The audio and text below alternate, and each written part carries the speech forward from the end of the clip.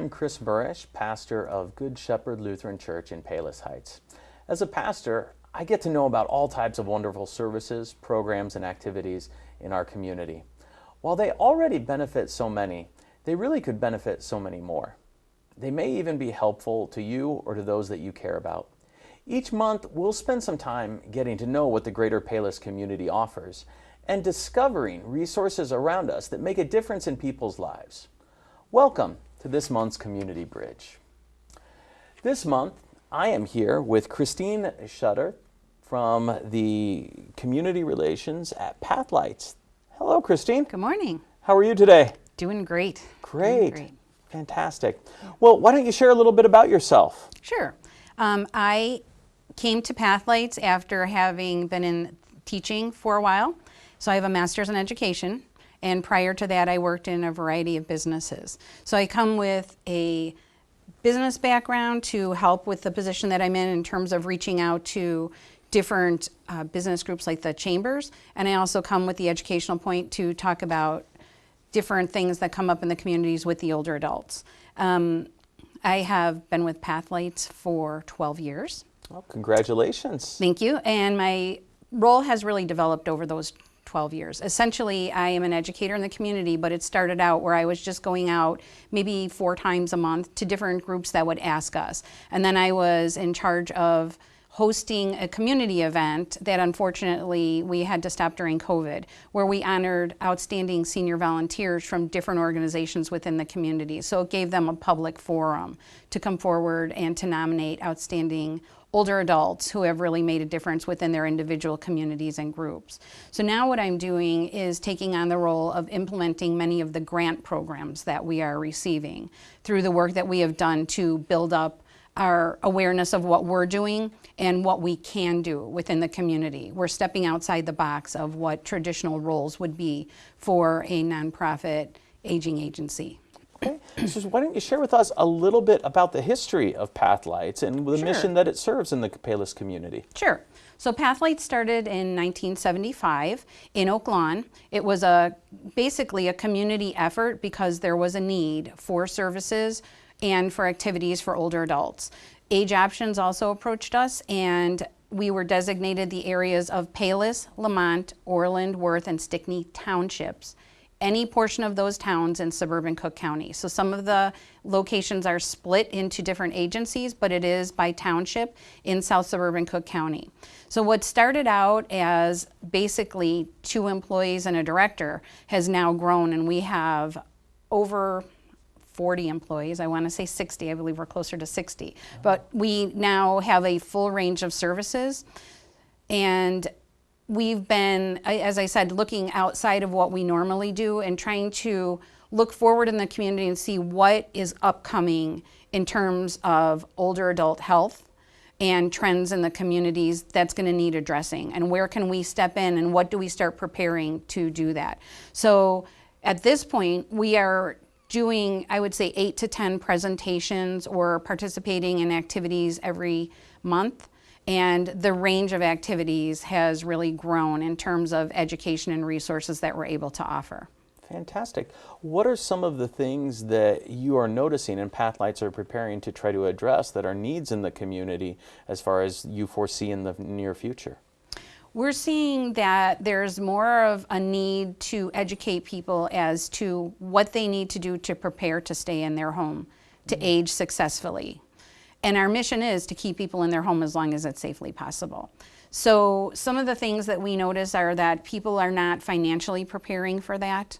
And they need to be aware that, yes, you can make accommodations to your home, but if you're going to put in a ramp or a lift or modify your bathroom, start to do that while you're employed and get an understanding of the costs. So if you're going to remodel a home, take into account where you'll be, how you'll be using it in 10 years, 15 years, 20 years, and make sure that that modification encompasses that. Do your research and make sure that you're aware of the adaptations that are possible and what your limitations are in terms of spending on your home, because we don't want you to be what's considered house poor, where you've poured everything into your home but you don't have anything to live successfully. We're also encouraging people to look to the future. We have more retirees who are either retiring early, being forced out early, or who are so active when they retire that they need something to fill their time. And we find that to successfully age, you need to retire to something and not from something.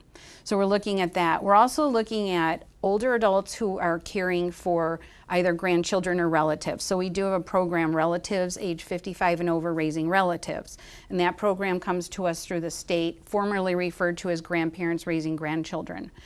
And in the recent magazine that we published, we interviewed one of our clients who also needs in-home services.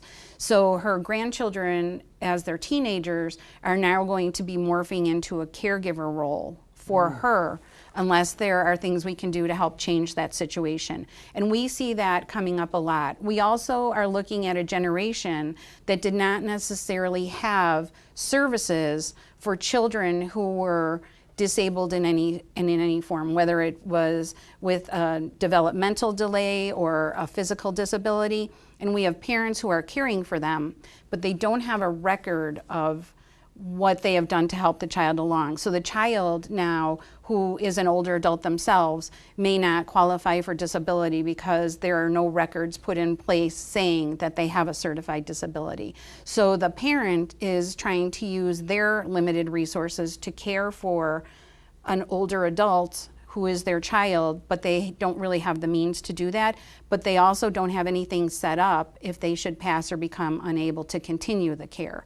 So we're looking at that and seeing that there's going to be a greater need in the future, whether it be housing for that person with a disability, or whether it be trying to get the correct legal paperwork in place for them to make a transition, and having funding. We want to educate people. What can you do to protect your income and assets, and how do you set up a trust for yourself or a trust for that disabled child to be able to continue to fund what they will need in the future, since they cannot be self-sufficient. That's fantastic. And what you're describing really kind of bucks the stigma of a lot of aging agencies or things that help, which there's the stigma of, well, they're just trying to get us out of the house and into a retirement community or so on and so forth. Whereas Pathlights, you're talking about trying to equip people to stay in their home as long as possible, but do so safely and do so that they can retire. I loved how you said it, to something, not from something.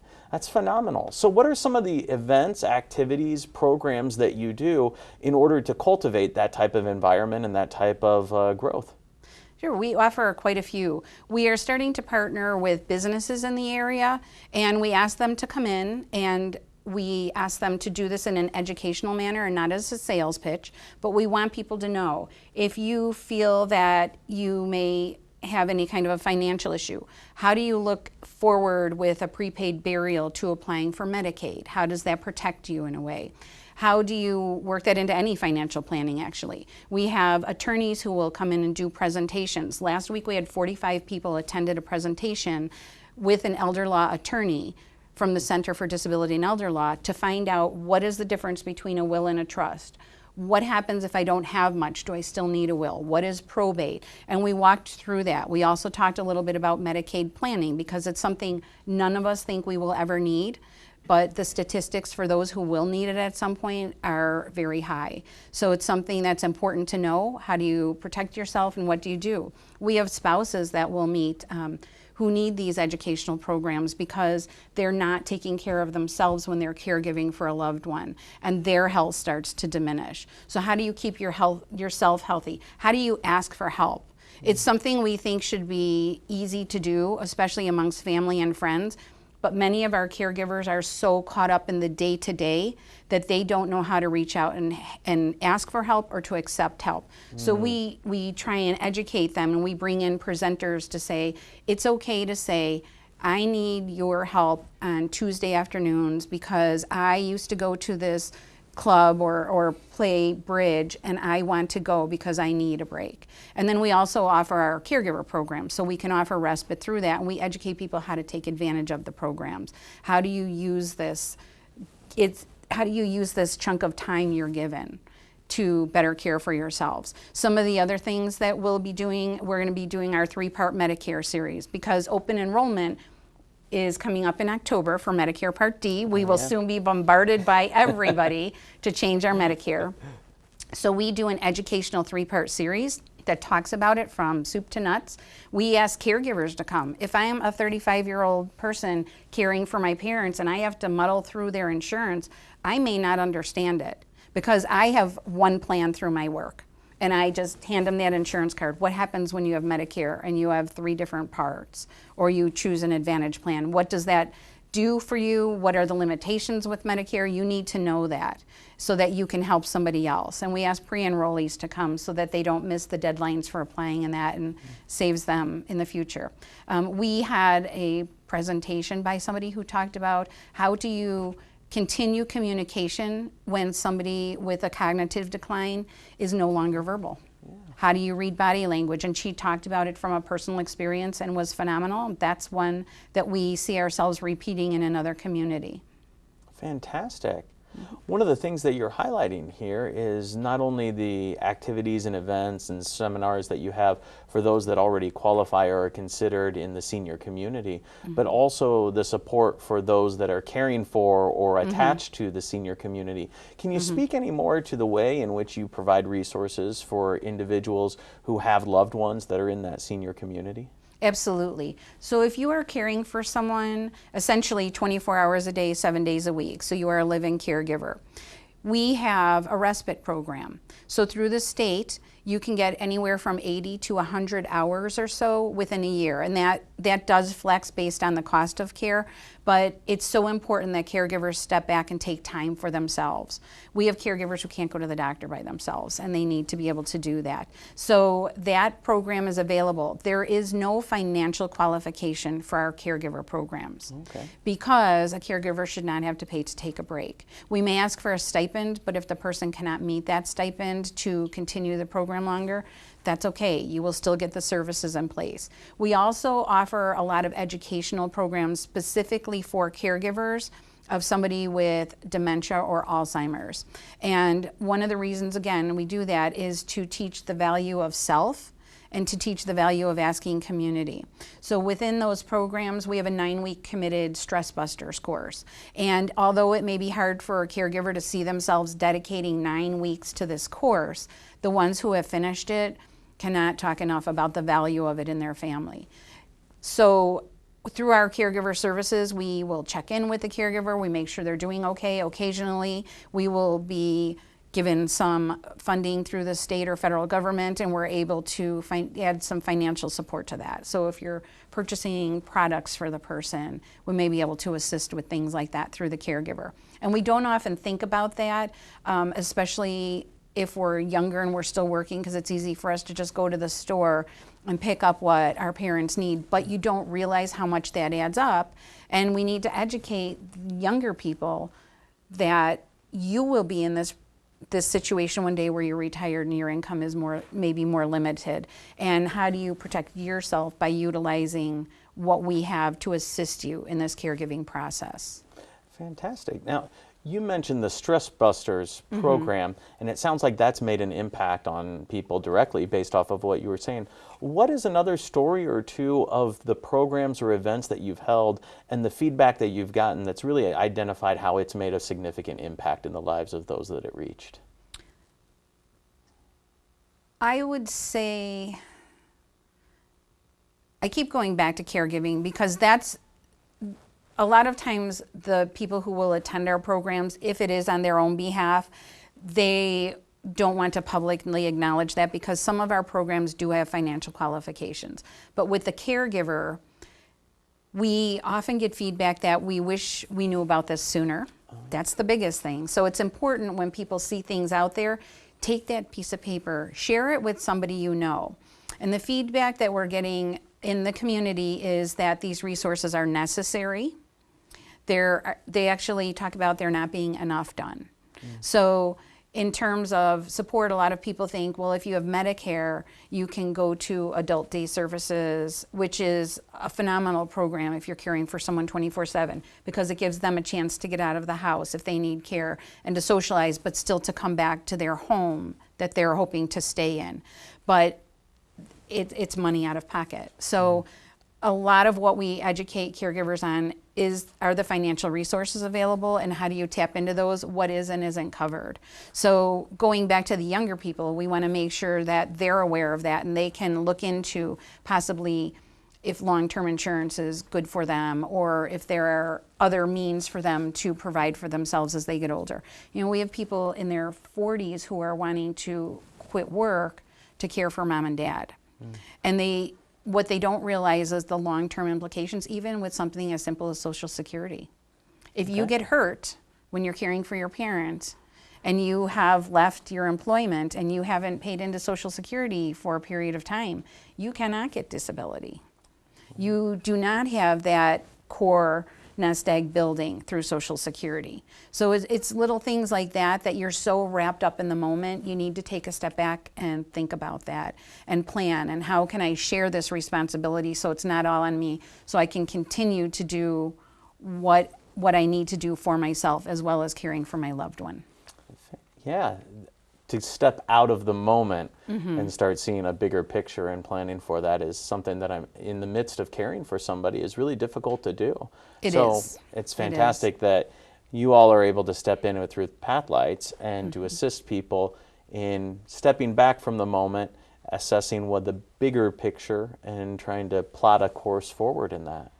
That's fantastic. And our caregivers also like getting together in group form, because I can teach you something as a caregiver that the most educated person could not teach you, because I'm coming from the same situation. Okay. So when we do our caregiver support groups, we do get a lot of feedback that I really enjoyed this program and I learned so much from the others who attended as well as the presenter. When we did the presenter on the nonverbal communication, in that particular educational program, people stayed for 45 minutes after the presenter finished, and she stayed for a while.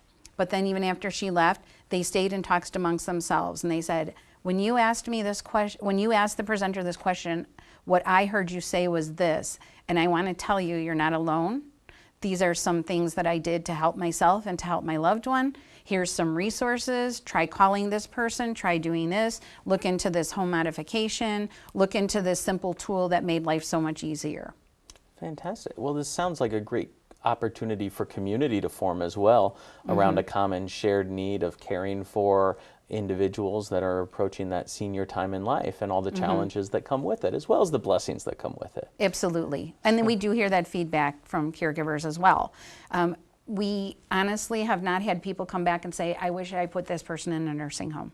They are always grateful that they were able to be present in the moment and to meet that person's needs and to show them the love, because it's the same person that you've loved. It's just a different scenario than you imagined moving forward. So for them to be able to do that and know that they're doing their best and to receive encouragement and assistance, that's a major value. And we need to, as a community, understand the value of older adults as our neighbors, as our friends. We need to take that time to talk to the neighbor who's sitting on the front porch. I mean, when I was young, we would ride our bikes up and down the street, and if neighbors were sitting on the porch, we would stop and talk with them. We need to rebuild that community. It's security for the community. It's history for the community. It's giving something back to that older adult who maybe they're sitting there with their phone and they're saying, hey, could you give me a hand with this? They're not going to knock on your door to do it, but if you just stop and make that connection, they may ask you. And they probably have a lot to teach us as well. Thank you for bringing that point up, because to me, what that helps us all understand is that Pathlights is here not just for a certain subsect of the community, but for the entirety of the community. And the programs that you're highlighting really do try to bridge the gap to make sure, hey, there's something that we all can be doing to support our senior community and to provide for them. And in doing so, we get a lot out of it. It strengthens our entire community. So thanks for bringing that point up. Speaking of that and the way that we're all involved in it, what is the funding structure for Pathlights? How is it that you are supported financially as well as throughout the community? Essentially, the government funding that we receive from the state of Illinois and from the federal government would be comparable to a fee-for-service business. So we're not getting just a lump sum and being told use it as you'd like. We are providing a service, we will submit our reports on that, and then we will receive recompense for that. So with that, we need to also cover office space. We need to cover supplies. We need to cover our other employees who are not doing that particular work. So we have been going out for a lot of grants and different types of funding and donations. We are reliant on private donations as well. So I know we just had a board member whose husband passed, and she had asked people in lieu of flowers, please send in something to Pathlights. So that was very nice.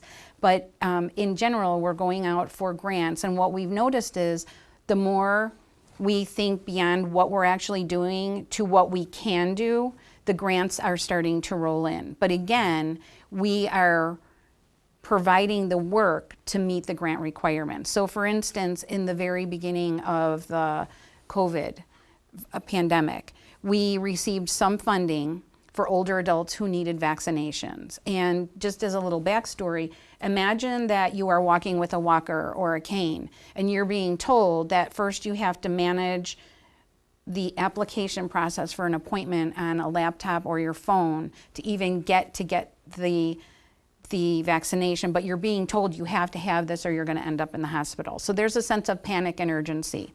And now you have to figure out how to park at a convention center, drive to it and park at a convention center and walk in independently, because my support person cannot go in with me in those situations.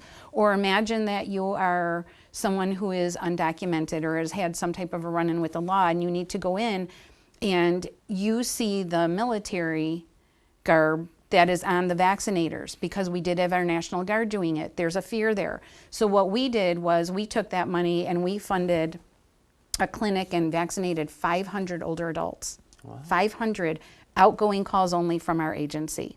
And we took them out of that potentially unmanageable place and put them in a place where they would be comfortable. We had doctors checking them afterward. We had a rapid vaccination process, and our vaccinators even walked outside and gave it to people in the car if they had difficulty with ambulation. So we look at that grant, and then that morphed into another grant, and that morphed into another grant, and we're still pushing that effort today with education and making sure that people have what they need and that they're aware of the latest data. We don't talk about the trends and that, we talk about the data. What's the science behind what we're doing? We've gotten some other grants. We're teaching people technology. So we are hosting small classes, so it will be 6 to 8 people with 2 to 3 educators. What do you do if you sit down in front of a computer? How do you turn it on? How do you avoid the scams? How do you look at your medical records? Because that's a big concern now. Yes, I get my blood draw, but I can't read the results. Yeah. So we're, as I said, we're looking at what's needed in the community. And that came to light because we did have a grant to offer people tablets and laptops during the pandemic so they could connect with their loved ones. Very few people took us up on that. Very few people took us up on the low-cost internet connections. And we figured out they just didn't know what to do. So now we're going to teach them. So if they're ever in that situation again, they can handle it. I have a neighbor who at 93 played bridge in 5 languages. And when I heard that, and then we heard about the discrepancies of people who really don't even know what to do with this tool that could give them access to a broader company, we knew we needed to do something. So an intern actually developed the program. We tried to implement it in Oak Lawn, and we ended up having so many people on the waiting list that Oak Lawn has done it numerous times. So we applied for grants to go into underserved areas.